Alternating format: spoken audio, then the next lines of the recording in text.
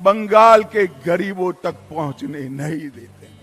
मैं आज आह्वान करने आया हूं, अगर 26 में यहां भाजपा सरकार बनानी है तो इसकी नींव 24 के लोकसभा के चुनाव में डालकर मोदी जी को बंगाल से प्रधानमंत्री बनाना चाहिए।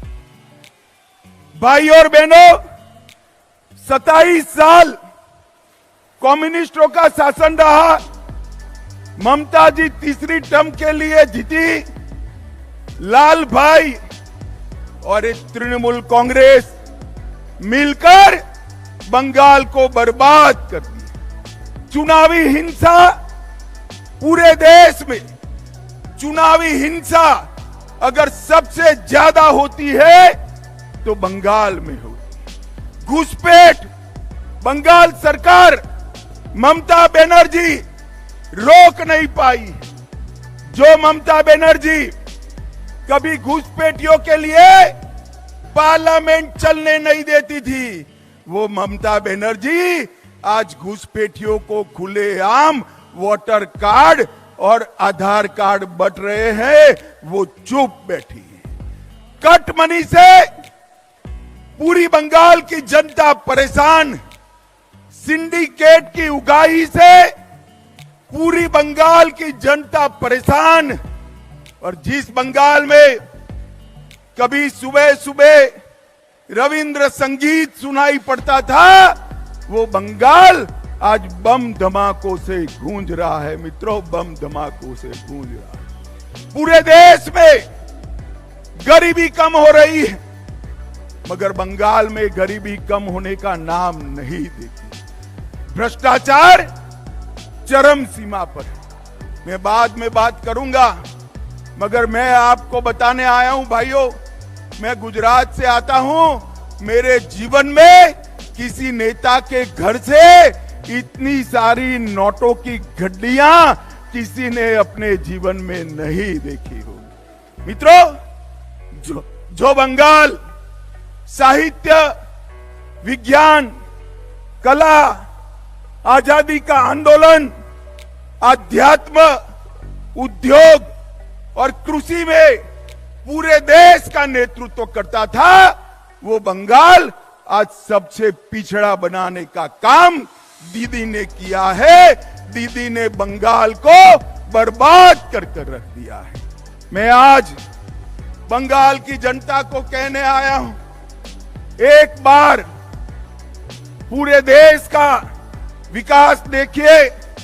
मोदी जी ने 60 करोड़ गरीबों के जीवन में बहुत बड़ा परिवर्तन लाया है। उनको घर दिया, शौचालय दिया, गैस दिया, पीने का पानी दिया, मुफ्त में अनाज दिया, साथ में शौचालय के साथ साथ 5 लाख तक की स्वास्थ्य की सारी सुविधाएं दी और पूरे देश को कोरोना का दोनों टीका लगाने का काम भी नरेंद्र मोदी जी ने किया। पूरे देश में आतंकवाद को मोदी जी ने समाप्त किया है। मुझे बताओ भाइयों बहनों, ये कश्मीर जो है हमारा है या नहीं है? जोर से बोलो, है या नहीं है?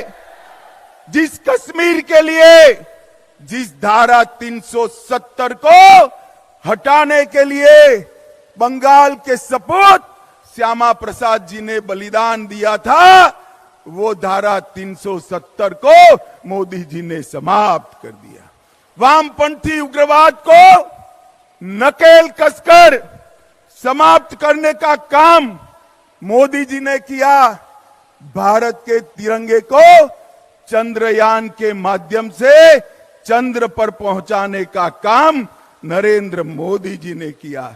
नई संसद बनाई और देश के अर्थतंत्र को 11 नंबर से 5वें नंबर पर लाने का काम नरेंद्र मोदी जी ने किया है।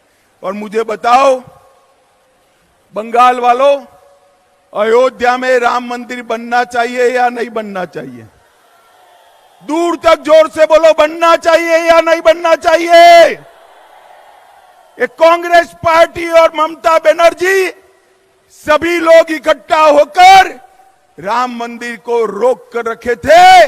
मोदी जी ने 2019 में इसका भूमि पूजन किया और 22 जनवरी 2024 को मोदी जी इसका प्राण प्रतिष्ठा करने वाले हैं। मेरे साथ जोर से बोलिए, जय श्री राम, जय जय श्री राम। मित्रों, मोदी जी ने देश को हर क्षेत्र में आगे बढ़ाने का काम किया है। और यहां क्या हुआ? राजनीतिक हत्याएं लगभग 212 भाजपा कार्यकर्ताओं की हत्या हुई। मैं दीदी को कहकर जाता हूं, हम भाजपा वाले हैं, हमारा कार्यकर्ता हमारा भाई से बढ़कर होता है, भाई से बढ़कर होता है। दीदी, भाजपा कार्यकर्ताओं की हत्या की है देश भर का, और पूरे बंगाल का एक एक कार्यकर्ता इसका बदला लेने के लिए तैयार है। आप मेरी बात याद रखना। 2026 में जब चुनाव होगा तब मालूम पड़ेगा कि किस प्रकार से राजनीतिक हत्या का वोट देकर बदला दिया जाता है। मित्रों, बंगाल को पूरे भारत के अंदर भ्रष्टाचार के कारण बदनाम करने का काम ममता बनर्जी की सरकार ने किया। ज्योतिप्रिय मलिक, अनुव्रत मंडल, पार्थ चैटर्जी, चाहे गाय तस्करी हो, चाहे कोयला तस्करी हो, चाहे भर्ती घोटाला हो, अरबों खरबों रुपया बंगाल की जनता का इन्होंने खाया है। और मैं ममता बनर्जी को आज कहकर जाता हूं, अगर आप में हिम्मत है तो ज्योति